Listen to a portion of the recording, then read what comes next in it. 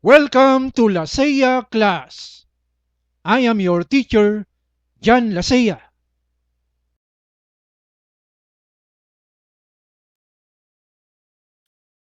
A blessed day to everyone. Today, we are going to learn passing parameters to procedures in 32-bit Windows Assembly Language. There are two types of parameter passing to procedures. One is pass by value, and the second is pass by reference. If a variable is passed by value, then the called procedure gets an identical copy of the variable's value, which means any changes made are lost when the function exits, and then the variable's value passed will not change, or it did not change. You can pass a variable or a constant value in a pass by value. When we declare formal parameter variable to the procedure, we need to assign a data type. The following are the data types to choose or assign to the formal parameter variable,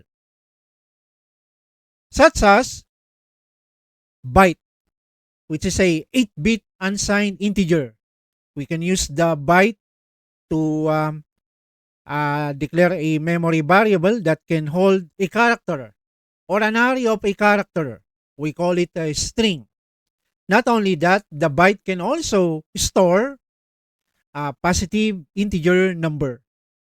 Next, we have the S byte. It is a 8-bit negative or positive integer. Word is a 16-bit positive integer. S word, which is a 16-bit negative or positive integer.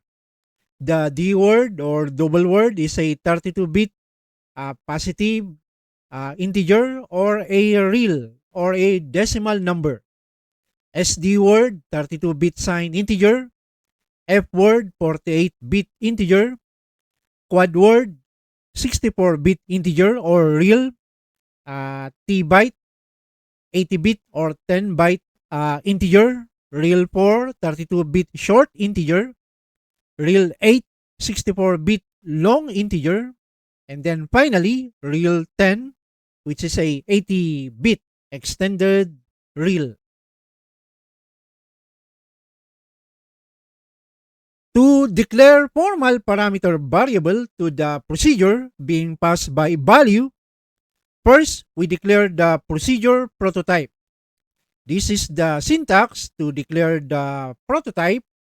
We write the name of the procedure followed by space with the keyword proto followed by space, and then the formal parameter variable, and then followed by a colon, and then the assign data type.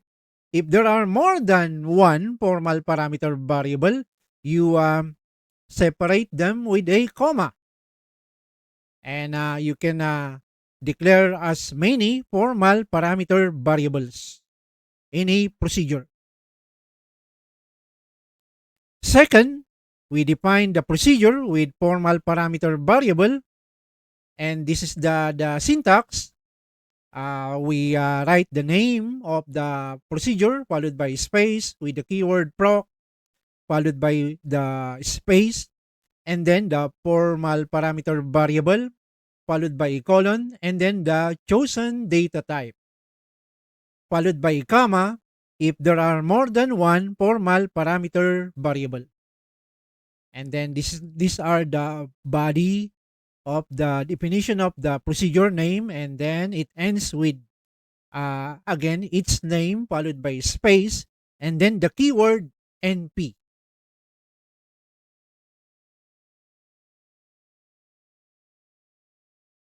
To place or the place or location where to write the prototype of the procedure is after the assembler directive option, which is in this example, after the directive option, you place here the procedure prototype. The declared procedure prototype must match the definition of the procedure. They should match by the same name of the procedure, and then the formal parameter variables. If there is only one, therefore it matches the number of formal parameter variable. Also, the chosen and assigned data type for every formal parameter variable should match exactly.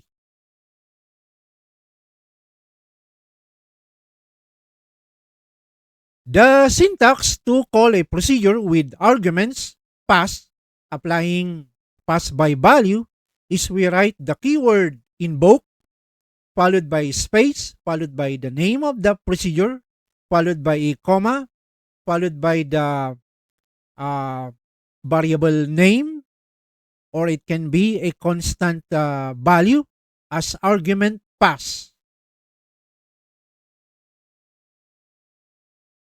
And then inside the main procedure, we had an example of invoking or calling the procedure name using that keyword invoke.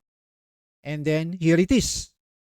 And then the definition of the procedure name is written down below.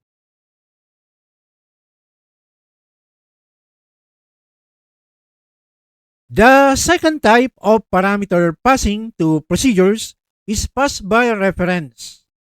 In the pass by reference, the memory address of an argument variable is copied into the formal parameter variable. Inside the procedure, the memory address is used to access the actual argument used in the call. This means that changes made to the formal parameter variable will change the variable's value pass to call of the procedure. You can pass a variable in a pass by reference. However, you cannot pass anymore a constant value in a pass by reference.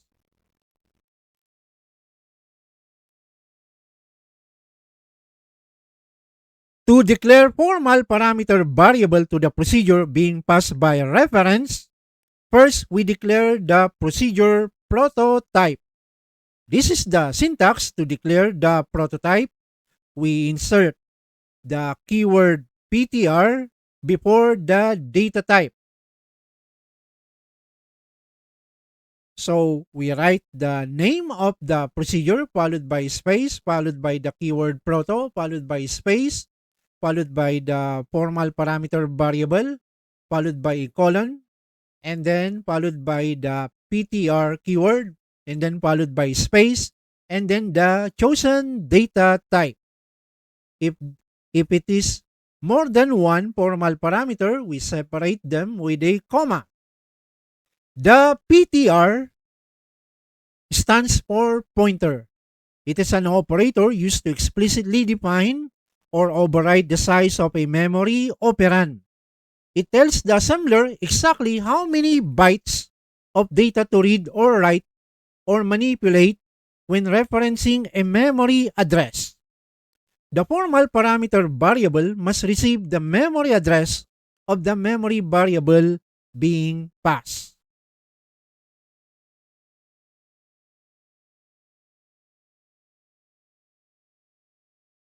The place or location where to write the prototype of the procedure applying the pass by reference is after the assembler directive option.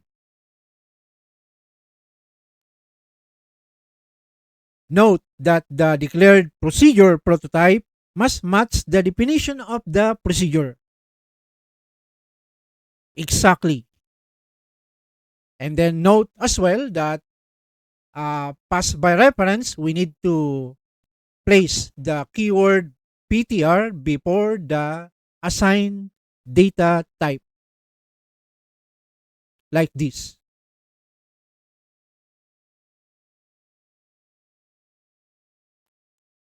The syntax to call a procedure with arguments pass, applying pass by reference, is we write the keyword invoke followed by space, followed by the procedure name, followed by a comma, followed by either the keyword ADDR or offset, followed by a variable name as argument pass. The offset is a compile time operator that returns the static distance or memory address of a global variable from the beginning of its segment. On the other hand, the addr is a higher level directive similar to offset, used to pass the memory address of variables, but the difference is that not only it can pass the memory address of a global variable, but also local variables as well, automatically generating the correct assembly instructions based on the memory model. Inside the procedure main, here is an example of calling the procedure name that it has a formal parameter variables passed by reference. So invoke followed by space, followed by name, followed by a comma. And then in this example, I use the ADDR to get the memory address of that var1. Since the procedure name has two formal parameter variables, for example, we follow it with a comma, and then again, the second formal parameter has a PTR keyword. That means it is passed by reference, therefore mandatory that either we need to write the ADDR or offset before the argument of the variable to be passed to that call or invoke of the procedure name.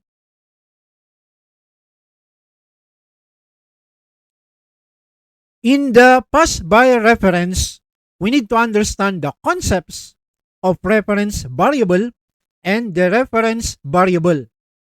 Let us take a look at the definition of the procedure name that has one formal parameter variable as passed by reference. Inside the body of the procedure name, the line command move EAX, var1 is a reference variable. A reference variable gets the memory address of the variable. For example, we invoke the procedure name and then we write comma and then the keyword ADDR, and then we would like to pass the memory variable num2. Inside the procedure name, the register EAX becomes a pointer that points to the memory address of num2 when the CPU executed the command move EAX, var1.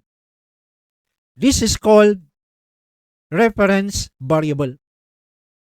So that register EAX receive the memory address stored to that var1 that we pass the memory address of the global variable memory variable num2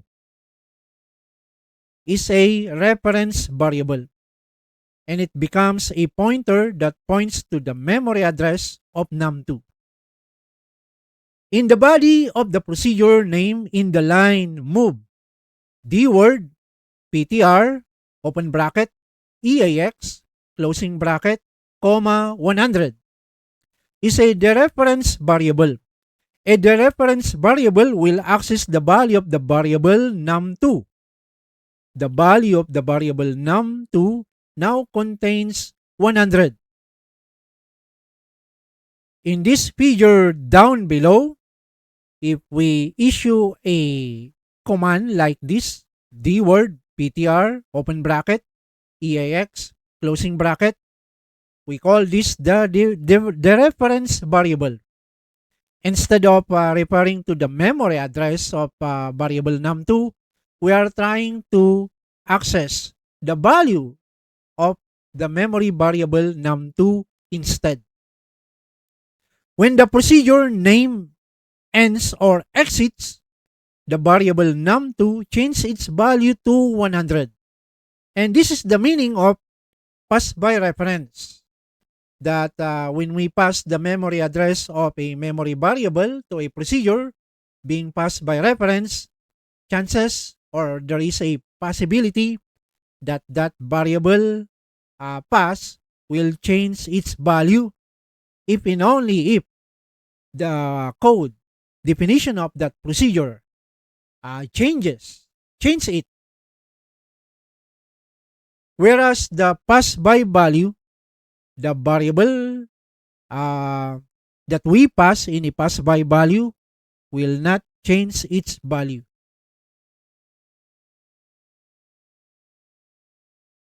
Let us learn an example codes written in assembly language that applies pass by value and pass by reference. In this example code, I declared two procedures, namely pass by value and pass by reference. As you could see in our declared procedure prototypes, the pass by value has one formal parameter, and then that formal parameter name A is a pass by value. The procedure name pass by reference has also one formal parameter, but that formal parameter variable A has a keyword PTR that indicates that it is we need to pass a memory address, and then therefore it is passed by reference. Under the data segment, I declared many global variables, but I would like to focus on the two declared global variables for us to analyze later on when we call pass by value and pass by reference, and we pass those two in those call. So I declared a global variable num1 assigned as double word, initialized with a decimal 5.0, and then num2 assigned a data type of double word, initialized to 3.0. Note that we initialized the variables num1 and num2 with a ending of a decimal point followed by a 0 after the whole number so that it will compute correctly. If we initialize like this, num1 and then initialize it with 5, num2 initialize it with 3, then it will compute with wrong results.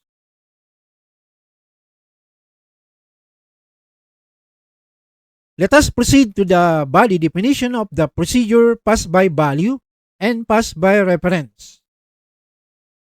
For example, we invoke the procedure name pass by value, and then we pass the variable num1. Num1 contains a decimal number 5. Now, the definition of that procedure pass by value, we can see that the formal parameter variable declared is A, and it is assigned as a double word, and it is passed by value. When the CPU will run the definition body of the procedure pass by value, move EAX, 100, move A, EAX. In that codes, we try to change the value of A or initialize the variable A, the formal parameter A. We change the value of that to 100. Since that variable A, when we invoke the procedure pass by value, it receives an integer which is 5. And by the time that the CPU run the code move EAX, EAX, move variable A, EAX, that variable A changes its value from 5 to 100. By the time that the procedure pass by value done or exited, the variable num1 remain the same, unchanged, to a value of 5.0, not 100. And that is the meaning of pass by value.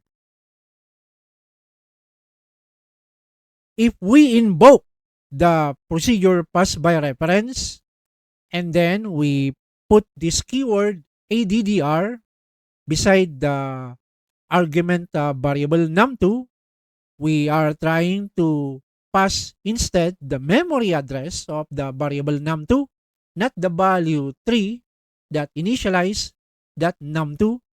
So this formal parameter of the procedure pass by reference name A will receive the memory address of num2. Inside the body of the procedure pass by reference, we have move EAX, comma, A.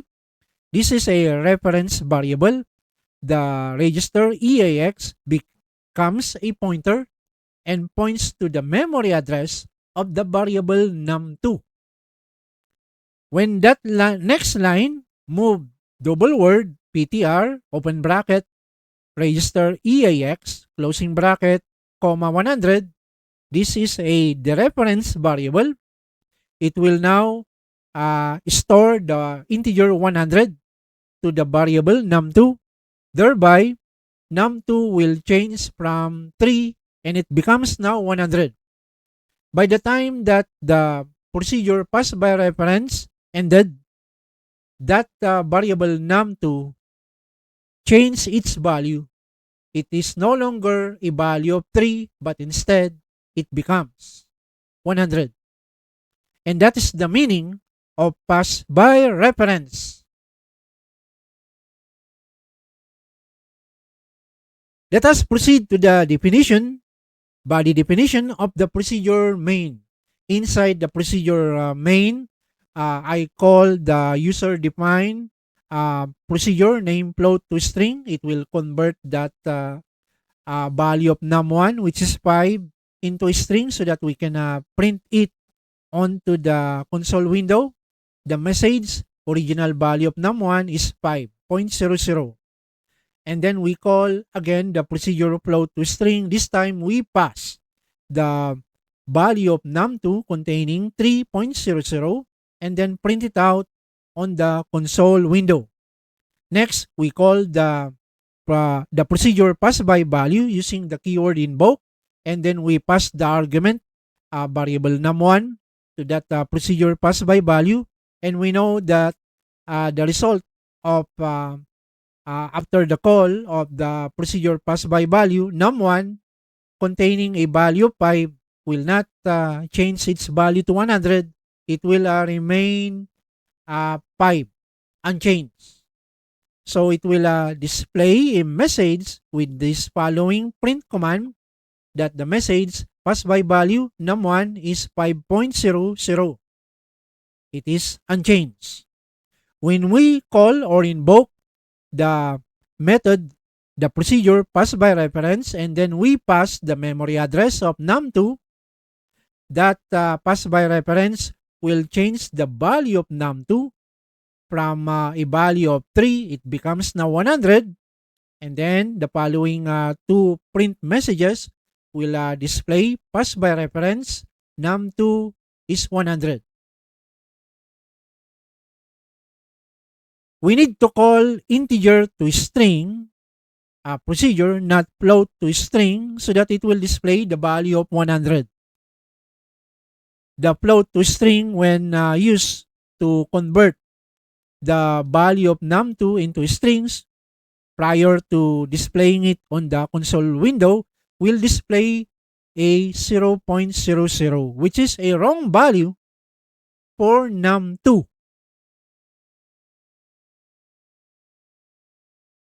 Let us learn another example codes written in assembly language that applies pass by value and pass by reference. In the procedure prototype, I declared a procedure name addition, and then I composed 3 formal parameter variables of that procedure addition. The formal parameter variable S is a pass by reference because of the keyword PTR, while the formal parameters parameter variables A and B, both are pass-by value. So, we can combine or mix pass-by reference and pass-by value in a procedure. We can mix them all together. Under the data segment, let us focus our attention on to the three global variables declared, namely num1, assign a data type of double word, initialize it with 0.0. num2, assign a data type of double word, initialize with 0.0. Variable sum, assign a data type of double word, which is uninitialized. These three global variables will be passed later on when we invoke the procedure addition. Note, we initialize the variables num1 and num2 with the ending of a decimal point followed by 0 after the whole number so that it will compute correctly. If we initialize like this, whole integer 0 on both variables num1 and num2, then it will compute with wrong results. Let us proceed to the body definition of the procedure input. The purpose of the procedure input is to ask the user to input two decimal numbers and store them to the memory variables, namely num1 and num2. The command readLine followed by the argument pass input str will accept input from the keyboard by the user, and then it will store to that memory variable num1 the first input decimal number. The next command readLine and then the argument pass input str will again ask the user to input a second decimal number, and then the second decimal number will be stored to that variable num2. We need to convert from string to float. So this procedure input, if we want to run by the CPU, and note that it has no formal parameter declared variables, we use the keyword call followed by the name input. Let us proceed to the body definition of the procedure sum. The purpose of the procedure sum is to add the two input entered decimal numbers and stores the sum to the variable sum. If we invoke the procedure name addition, we pass the first argument, the memory address of the variable sum, passed by reference because we wanted to store the sum to that variable sum. Take note that the variable sum was uninitialized. It has no initialized value. Whereas the second and third argument pass, num1 and num2, will be passed by value. If we go to the definition of the procedure addition, we can see the declaration of the three formal parameter variables. The variable S is a pointer of a double word, whereas both the variable A and B are assigned as double word data type.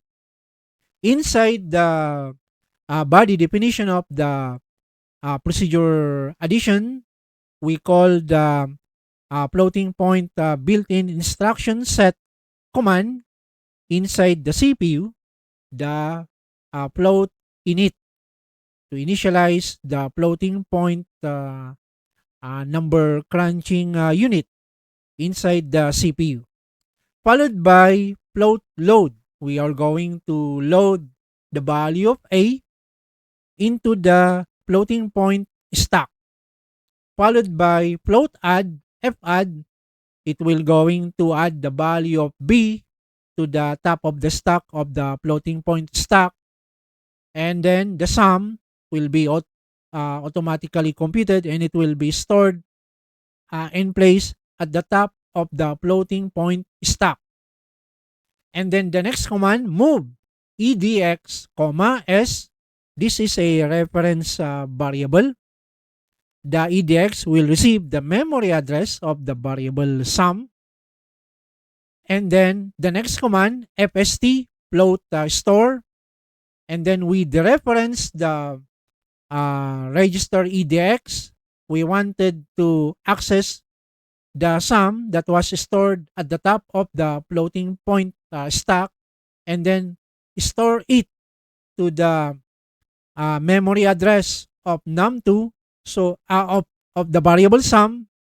So therefore, the variable sum now contains the computed sum. And then we call the command float wait, that it will wait for the floating point unit so that it will synchronize with the CPU, so that there is no stalling. When the procedure addition ends, the variable sum holds the calculated sum of the two decimal numbers that we pass to the procedure addition. And that is the pass by reference. Whereas the variable num1 and num2 are passed by value. Let us proceed to the body definition of the procedure main. Inside the procedure main, after we clear the console window, we call the procedure input, so that it will ask the user to input the first decimal number and then the second decimal number. For example, I entered 5, and then next I entered 3. And then after that, we invoke the procedure addition, and then we pass the memory address of the variable sum, and then num1 and num2 containing 5 and 3 respectively. After that, the sum, the variable sum, now holds the sum of 8. And we are going to display it on the console window. Before we display, we need to convert that float into a string, the float value of that variable sum, and then the two following print command will display the message, the sum is 8.00.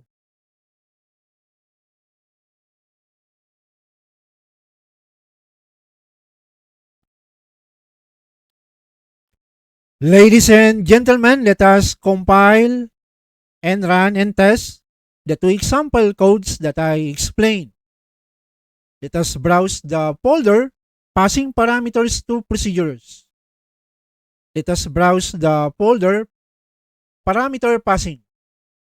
And let us open up the file prog.asm using the text editor Notepad version 2. This is the example code number 1 that I explained. I declared two procedures, namely pass by value and pass by reference. So let us compile, run, and test. So I click the file menu, point to launch, and then select command. Or we can press the keyboard shortcut Ctrl R. We backspace to delete the default text value. And then we type the command m-prog. So the results of this example code number 1, it will display the value of variable num1, which is 5, the value of the variable num2, which is 3. Upon calling the procedure pass by value, and then we pass the value of num1, the result of that is that the value of num1 remain the same, which is 5. Next, when we invoke the procedure pass by reference, and then we pass the memory address of the variable num2, the result of that is that the value of num2 no longer contains the initialized value of 3, Now it contains now the value 100, changed by the body definition of the procedure passed by reference.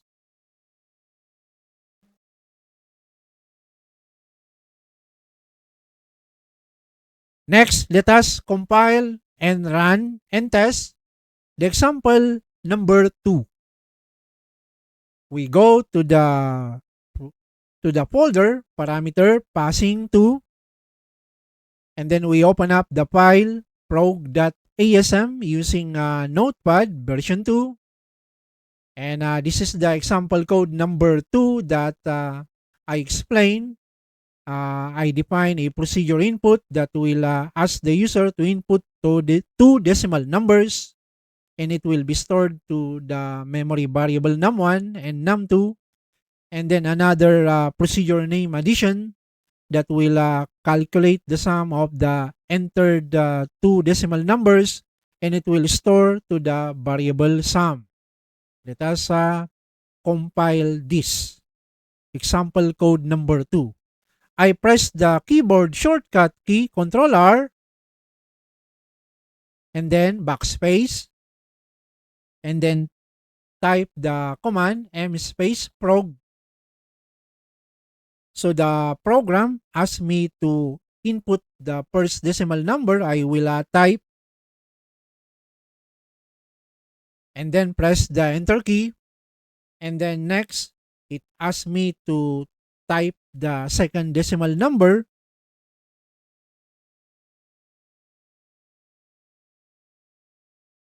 and then I press the enter key. By invoking the procedure addition, it calculated the sum of 3.1415 and 2.7182, and then the sum is 5.86. The variable sum contains 5.86 and display it up to 2 decimal places.